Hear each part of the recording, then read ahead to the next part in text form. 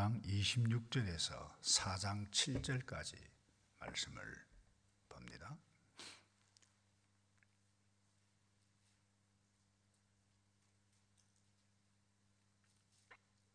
갈라디아서 3장입니다.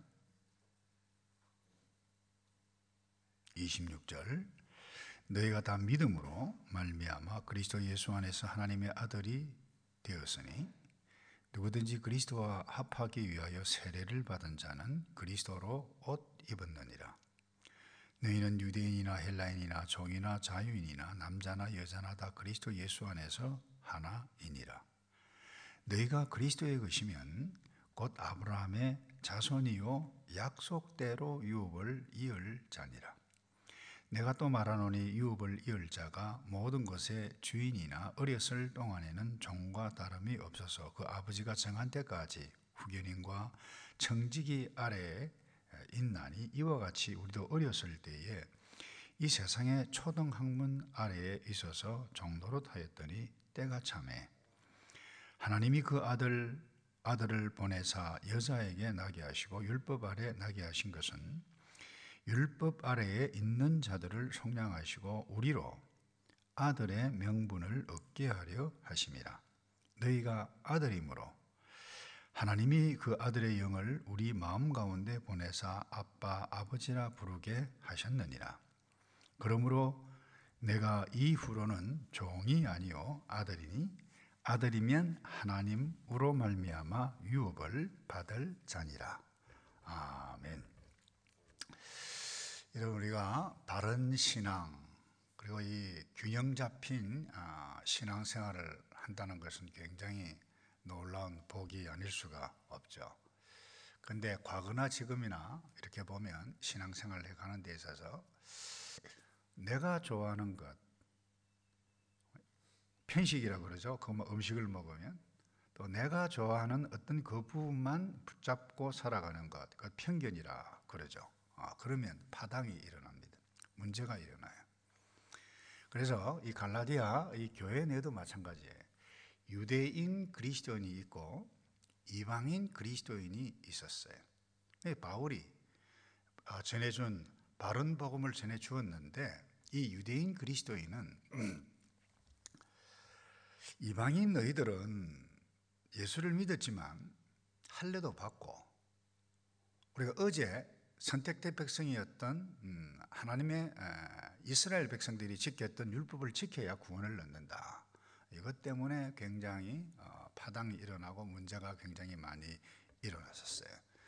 그래서 사도 바울이 바른 복음, 쉽게 이야기하면 주께로부터 받은 복음이 무엇인지를 정확하게 이야기를 해가고 있는데 예수 그리스도께서 행하셨던 구원의 사역이 무엇인지 그것을 바로 알고 믿는 믿음만 있으면 구원을 얻고 또 이 구원이 너무 엄청나고 감사해서 은혜 가운데 성령과 더불어 쫓아 살아가며 하나님을 사랑하고 이웃을 사랑해가고 모든 민족이 주 앞에 나오기를 이 선교적인 사명을 가지고 살아가는 것 그러면 된다라고 했어요. 다시 말해서 예수 그리스도를만 믿으면, 그래서 예수 그리스도를 믿는다라고 하는 것이 얼마나 중요한지 알아야 되는데, 여러분 성경은 구원의 책이죠. 또 다른 말로 구원의 약속의 책입니다. 그 약속의 실체가 무엇인가 하면 예수 그리스도 한 분이라는 거예요. 특별히 성경에 첫 번째 구원의 언약이라고 그럴까요? 약속이 무엇인가 하면 창세기 3장 15절에 나와요. 악한 사탄이 뱀을 통해서 사람을 실수하게 만들죠. 실패하게 만들죠. 그 다음에 하나님께서 약속을 하시는 첫 번째 구원의 약속이 무엇인가 하면 창세기 3장 15절입니다. 이런 말씀이에요. 내가 너로 여자와 원수가 되게 하고 내 후손도 여자의 후손과 원수가 되게 하리니, 그 다음에 여자의 후손은 너 머리를 상하게 할 것이요. 근데 너 여자의 후손, 이게 앞으로 오실 예수 그리스도 첫 번째 보여주셨던 약속이라는 거예요. 내 여자의 후손, 복수 같지만 헬라어 원문에 히브리어 원문에는 정확하게 단수를 사용하고 있습니다.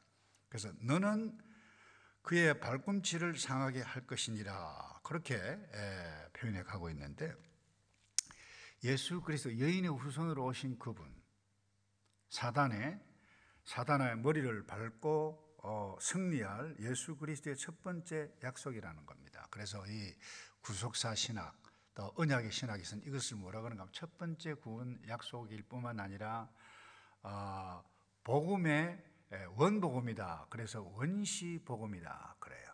그 다음에 이 약속이 이어서 굉장히 중요한, 잊어버리지 않아야 할 약속이 뭔가 하면 창세기 12장에 나타납니다. 아브라함에게 그야말로 하나님께서 주권적으로 아브라함이 착해서 주신 것이 아니, 부르신 것도 아니죠. 애기 한 명 없는데 뭐 어떤 약속을 하시는가 하면, 내가 너로 큰 민족을 이루고, 애기 한 명 없어요. 하나님께서 큰 민족을 이룰 것이다 약속해 주셨고, 또 3절에 보면 땅의 모든 족속이 너로 인하여 복을 받을 것이니라. 이게 점진적으로 확대되어지는 것을 보게 되어지는데, 이것이 구체적으로 여러분들이 알다시피 아브라함이 이스라엘의 조상이 되어지죠. 그래서 특별히 선택함을 입은 백성이 이스라엘인데, 그들에게 하나님께서 은혜로 모든 사람에게 주신 것이 아닙니다. 이스라엘 선택된 백성에 특별히 주신 것이 무엇인가 하면 특별한 법인데, 그 율법이에요. 계명이라는 거예요. 은혜로 주신 거예요. 그래서 율법 가운데 가장 중요한 것이 제사법 있죠. 죄는 사람이 짓는데, 죄를 지으면 짐승을 데려다가 그 짐승 위에 손을 얹고, 그러니까 내 죄가 이 짐승에게 전가되어진다는 거예요. 그 피를 흘려 제사를 드리면 죄가 사해진다. 이게 제사법의 핵심입니다. 그런데 이 피 흘려 죽게 되어지는 이 짐승의 실체가 무엇이냐? 약속의 실체가 앞으로 오실 여인의 후손 예수 그리스도라는 거예요. 그래서 구원의 약속도 시내산에서 이스라엘에게 주셨던 율법, 제사법, 이 모든 것도 뭐예요? 은혜로 주셨어요. 한마디로 이것입니다. 죄는 사람이 지었지만 율법을 통해서, 속죄, 제사, 제도를 통해서 짐승에게, 사람의 죄가 전가되어 죽고 죄 사함, 속죄함을 얻게 한다는 거예요. 그래서 이 약속의 실체가 예수 그리스도. 그래서 오늘 본문에도 그런 말이 있죠. 때가 참에 그랬어요. 때가 참에 여인으로 말미암아 나게 하시고, 여인의 후손이라는 거예요.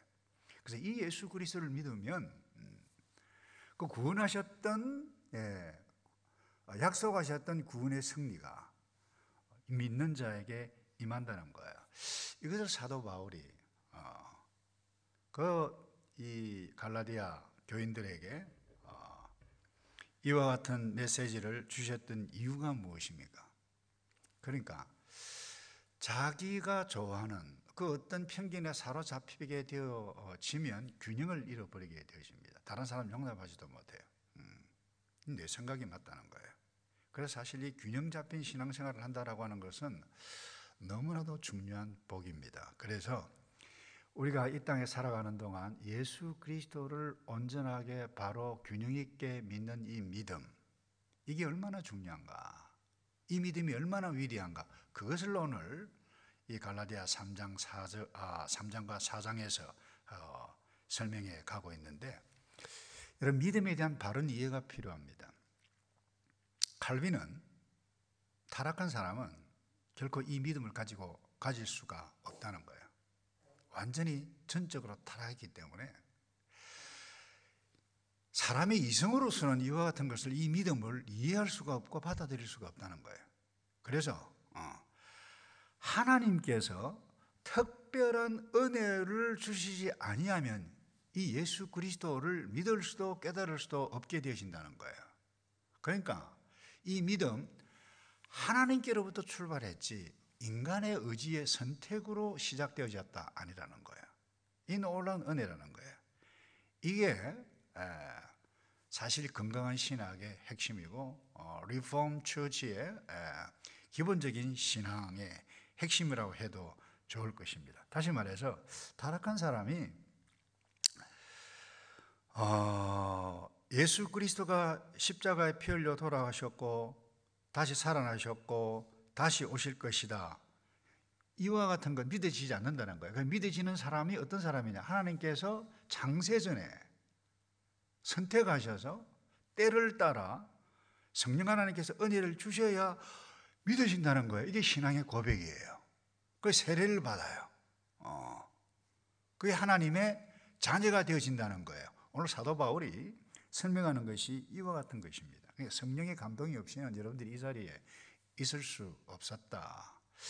창세전에 나를 하나님께서 선택해 주셔서 때를 따라 부모를 통해서, 때로는 친구를 통해서 교회로 인도해 와서 말씀을 듣는 순간에 하나님께서 은혜를 주셔야 눈이 열리고 마음이 열리고 내가 죄인이구나 깨달아진다는 거예요. 여러분, 예수 안 믿는 사람이 이성만 가지고 살아가는 사람이 어떻게 내가 죄인이다, 물론 양심의 가책 그 수준이지 하나님 앞에 내가 죽을 죄인이다 인정하지 않습니다. 이것을 아는 자, 예수님께서 죽을 수밖에 없었던 내 죄를 위해서 피 흘려 돌아가시다, 이것만큼 놀라운 일들이 없다, 이걸 성령의 은혜가 아니면 깨달아지지 않는다는 거예요. 이것을 깨닫는 사람은 구원의 삶을 누리가게 되어지는데, 오늘 그 축복이 뭐냐, 하나님의 아들이 된다는 거예요. 여자든 남자든 예수 그리스도를 믿으면 뭐예요? 하나님의 아들이 된다는 거예요. 여러분, 저와 여러분이 하나님의 아들이 된다. 근데 이단들은 뭐예요? 문선명 박대선 내가 하나님이다. 처음에는 아들 성도로 시작했다가 악한 영이 장난을 치게 되지만 그와 같은 모습으로 나타나게 되신다는 거예요. 그래서 중요한 것은 26절에 아들 되기 위해서 이 일을 하셨다. 세상에 이보다 더 엄청난 일이 없다는 거예요. 율법 은혜로 주셨지만 지키지 못해서 죄책감 때문에, 죄책감을 지는 어제의 백성 오늘의 백성이지만 예수를 믿게 되어질 때에 하나님의 아들 죄책감 다 사라지게 되어진다는 거예요. 근데 예수를 믿지 못하면 끊임없이 뭐예요? 내가 어떻게 이와 같은 죄를 범했지? 죄책감에 확 사로잡혀서 정신분열증까지 일어나면 예수를 믿어도, 예수를 믿는다고 하면서 교회를 나가 예수 믿지 않는 거죠. 그래서 이런 우리 모두를 하나님 자녀, 하나님의 아들 되기 위해서 어떻게 하셨습니까? 제가 조금 전에 이야기해서 다시 읽을게요. 때가 참에 그랬어요. 하나님의 때가 이르렀을 때에 하나님이 그 아들 보내사 여자에게 나게 하셨다는 거예요.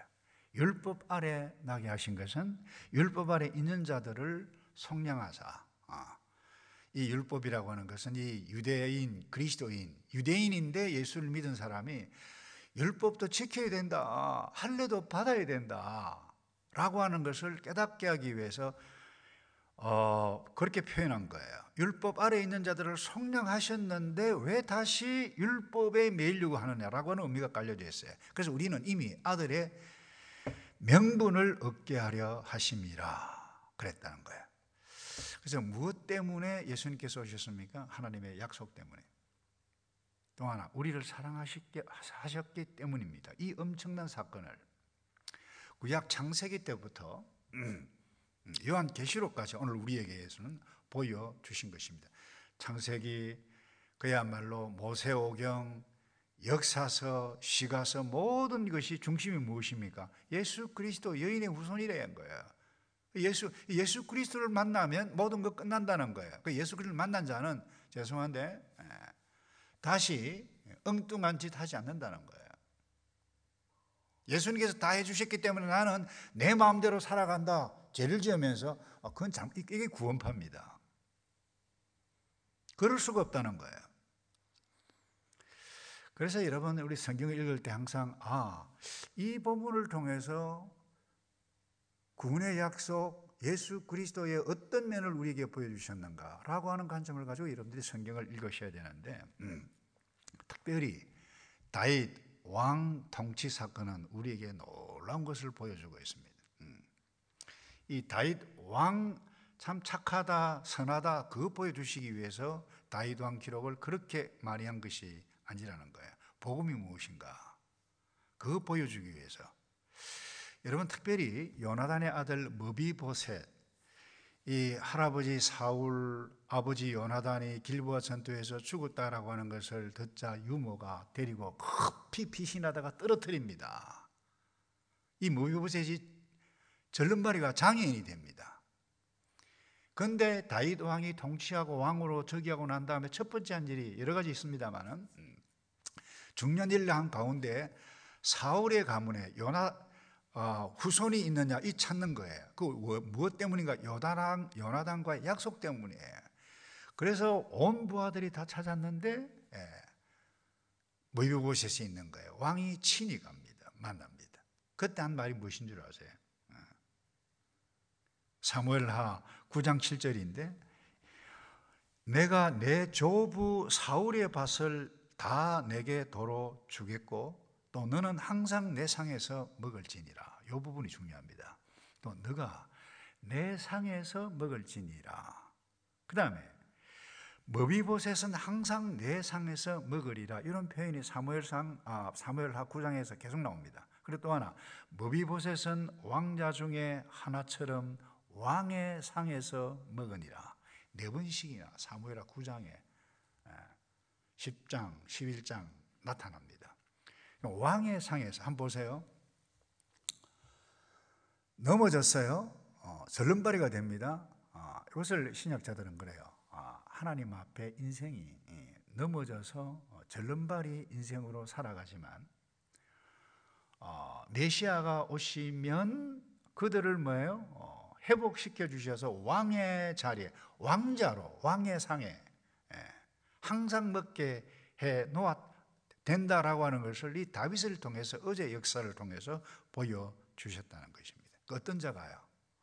그래서 오늘 사도 바울이 이렇게 이야기 27절에 누구든지 그리스도와 합하기 위해 세례를 받은 자는 그리스도로 옷 입었느니라.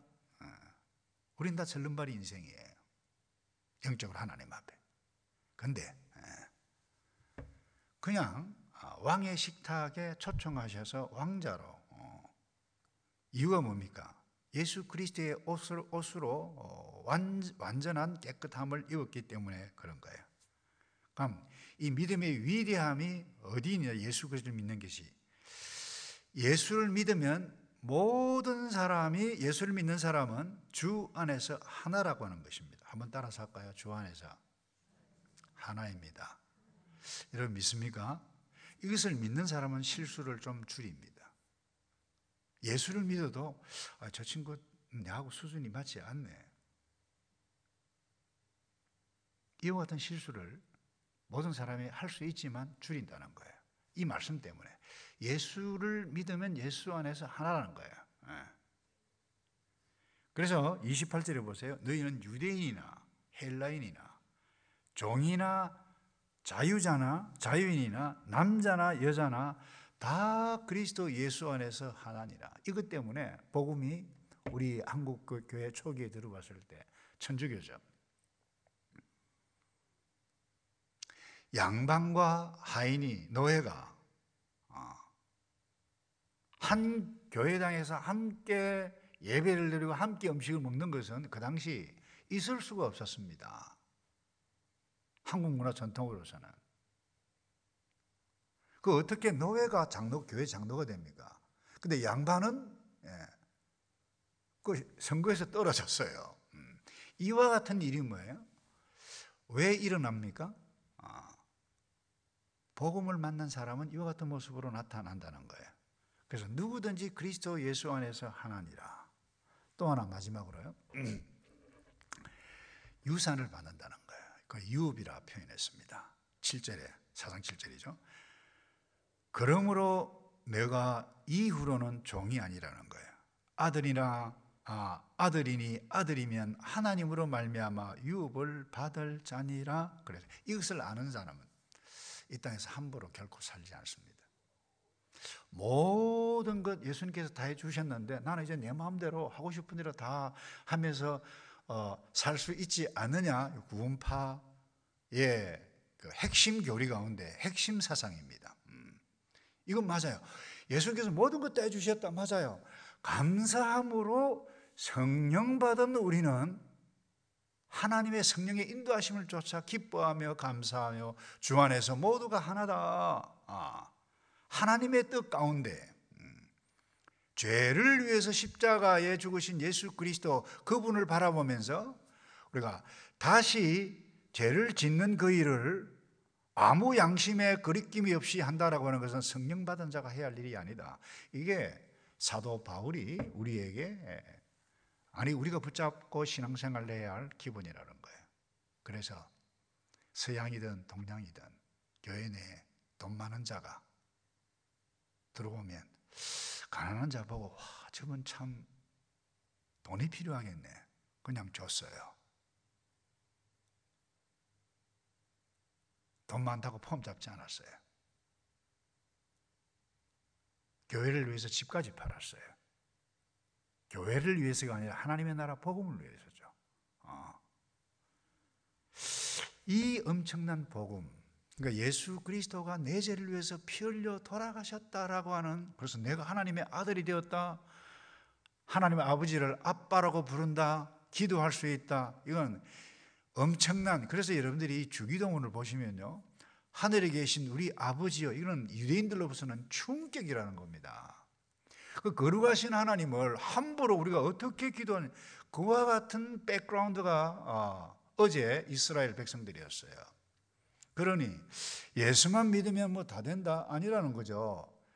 할례도 받고 율법도 지켜야 된다는 거예요. 그러니까 복음은 계속해서 점진적인 계시로 우리에게 보여주셨는데, 주셨던 이 복음을 자기 좋아하는 대로 딱 이렇게 꽂혀 있으면 편식을 하게 되고 편견을 하게 되어 타당을 만들고 어려운 삶의 모습으로 나타나게 되어지는데, 오늘 예수 그리스도를 믿게 된 것은 하나님의 전적인 은혜라고 하는 것을 꼭 믿고, 그래서 사도 베드로가 그렇게 했죠. 1장 7절에 그렇게 말씀했어요. 너희 믿음의 확실함은 불로 연단하여도 없어질 금보다 더 귀하다. 예수 그리스도께서 나타나실 때 칭찬, 영광, 존귀를 얻게 할 것이니라. 다시 말해, 이 땅에 살아가는 동안 수많은 어려움, 갈등, 시험이 있을지라도 이 믿음을 지니고 있는 사람은 결코 타락하지 않는다는 겁니다. 이것을 믿고 소망 가운데 하나님, 이 엄청난 이 구원의 복음 믿음이 내게 임했구나 감사하며 이 복음을 증거해가며 믿음 안에서 믿음으로 살아가는 저와 여러분 되기를 주님의 이름으로 축복합니다. 우리 조금